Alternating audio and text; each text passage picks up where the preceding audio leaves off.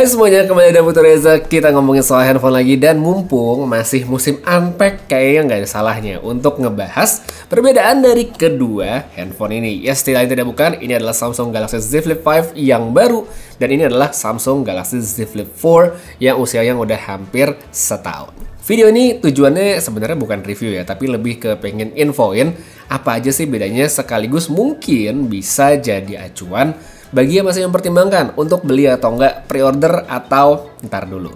Untuk yang nonton video ini pas pertama kali tayang atau sampai pertengahan Agustus, pre-ordernya masih buka, jadi bisa langsung cek di halaman resmi Samsung Indonesia. Sedangkan buat yang mungkin masih pingin cobain Samsung Galaxy Z Flip 4 aja, ini saya beli di toko langganan distributor ponsel, link ada di bawah. Jadi mereka juga jual si Z Flip 5, jadi bisa dicek juga. So, ini dia Samsung Galaxy Z Flip 4 dan Galaxy Z Flip 5.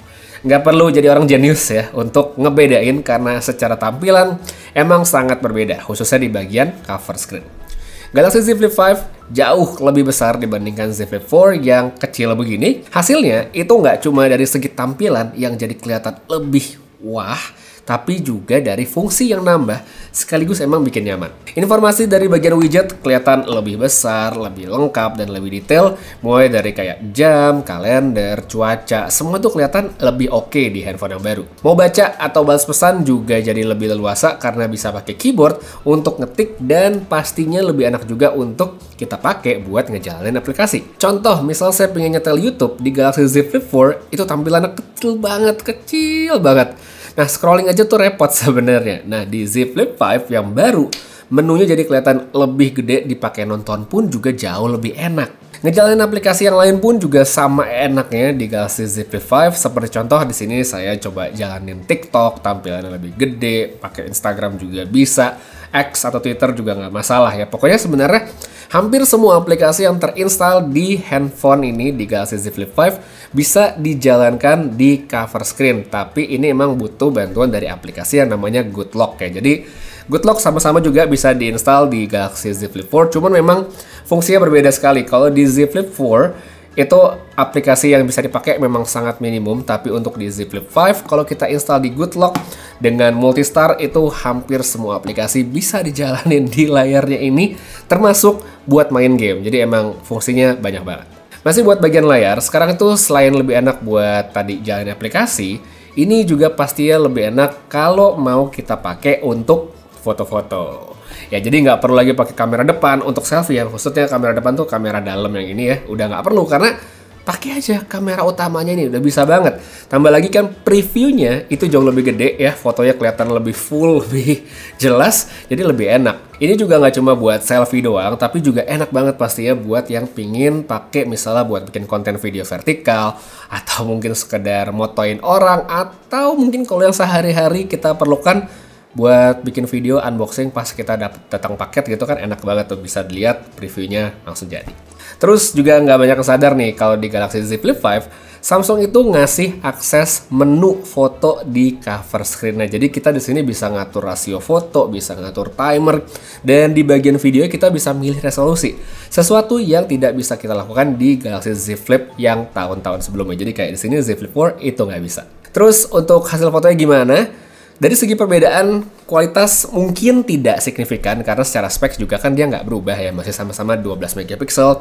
Cuma emang yang ditawarkan Samsung sini lebih ke soal experience pemakaiannya yang lebih nyaman. Dan kalau menurut saya ini udah lebih dari cukup jadi alasan buat upgrade. Karena kalau udah nyobain Galaxy Z Flip 5 dengan fitur-fiturnya, pas balik ke Z Flip 4 itu emang ada kayak berasa yang kurang gitu. Jadi emang ini experience itu beda banget. Sekarang kita lanjut ke bagian lipatan. Nah, ini juga bagian yang baru karena di Galaxy Z Flip 5 kita bisa lihat Samsung sukses bikin handphonenya jadi lebih rapet ya. Kalau kita bandingkan sama Galaxy Z Flip 4, ini kelihatan banget bedanya. Nah, ini tuh membuat handphonenya jadi terasa lebih tipis, dan juga menurut saya sih kelihatan lebih menarik premium gitu ya, karena pas dilihat, oh, lipatannya bener-bener bagus gitu, rapet banget. Untuk bagian build quality ini tetap berasa sama solidnya, dan Samsung juga tidak meninggalkan sertifikasi tahan airnya. Jadi kalau misalnya pingin bikin konten lagi hujan dan segala macamnya, tidak ada masalah gitu ya, nggak perlu takut air. Habis itu untuk satu detail juga ya, mungkin ini hal kecil aja ya, kita bisa lihat kan di si bagian lipatan ini di hinge-nya ada tulisan Samsung. Kalau di Galaxy Z Flip 5 itu tidak berasa timbul gitu ya, jadi emang dia kayak ada di dalam. Sedangkan kalau di Z Flip 4 itu ada teksturnya. Ini hal kecil aja, cuman berbeda untuk ngebedain si Galaxy Z Flip 4 dengan Galaxy Z Flip 5. Lanjut, kita masuk ke bagian yang penting juga dan pasti ditanyain adalah bagian lipatan di dalam ya, atau di layar. Nih kita kan sering bilang sebagai crease. Ini sebenarnya masih relatif sama, tidak ada perbedaan yang signifikan banget, masih ada gitu ya. Cuma kalau ditanya apakah mengganggu pemakaian, saya bilang tentu tidak ya. Jadi nggak masalah kalau misalnya udah dipakai. Ini adalah hal yang sebenarnya gampang banget dilupain. Untuk resolusi dan ukuran di bagian dalam juga tidak ada perbedaan ya, masih 6,7 inci Full HD Plus 120 Hz ya. Jadi secara visual untuk dipakai nonton tetap enak, nggak ada masalah. Habis itu kita lanjut ke bagian specs dalemannya. Nah ini yang paling beda kan udah jelas dari chipsetnya, yang mana yang baru ini lebih kenceng.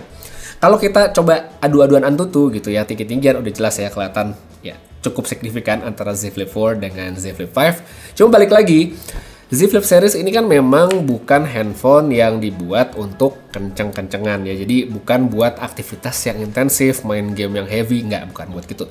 Tapi kalau ditanya bisa banget sih ya. Kayak misalnya waktu itu saya sempat ngedit video singkat di CapCut, kayak yang kemarin itu video speed test waktu di Korea ya. Itu saya ngeditnya di CapCutnya si Galaxy Z Flip 5 dan lancar-lancar aja, enak.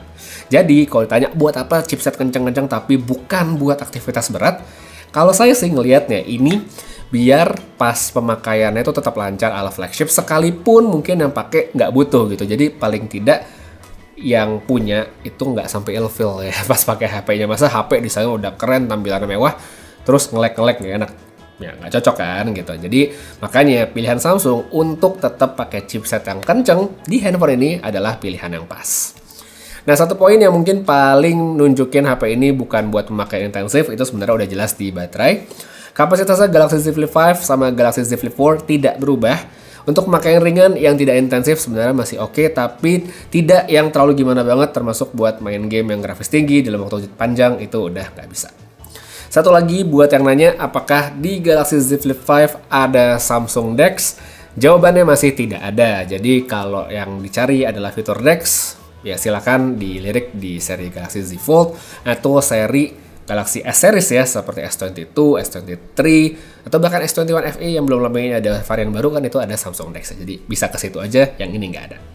Jadi ya itu dia tadi sedikit gambaran tentang beberapa perbedaan tentang si Galaxy Z Flip 5 yang baru kalau dibandingkan dengan Galaxy Z Flip 4 keluaran tahun lalu. Emang menu utamanya itu ada di bagian cover screen yang lebih keren dan sukses kasih experience lebih wah. Jadi buat yang mau beli Galaxy Z Flip 5 menurut saya monggo banget ya, mumpung masih ada pre-order. Sedangkan buat yang mungkin masih pingin coba di Galaxy Z Flip 4 dulu ya, pingin coba bisa nggak sih pakai handphone lipat nyaman atau enggak, ya saya juga nggak ngelarang. Mungkin kalau sekarang bisa ditunggu dulu karena mestinya nggak lama lagi bakal ada penyesuaian harga begitu handphone ini sudah selesai masa pre-ordernya. Jadi mungkin bisa dimasukin wishlist dulu seperti biasa. Untuk link pembeliannya saya taruh di deskripsi di bawah. Untuk sekarang kayak segitu dulu ya video yang nggak singkat-singkat amat tentang sedikit highlight atau ya komparasi dari Galaxy Z Flip 4 dengan Galaxy Z Flip 5. Makasih banyak nonton sampai habis. Putri Rizal pamit. Sampai ketemu lagi di video berikutnya. Dan untuk reviewnya Galaxy Z Flip dan untuk reviewnya Samsung Galaxy Z Flip 5 itu bentar lagi bakal ada tayang. Jadi buat yang pengen lihat review lengkapnya coming soon, jangan lupa di subscribe, aktifkan notifikasi supaya nggak ketinggalan. Putri Rizal pamit dan seperti biasa, have a nice day.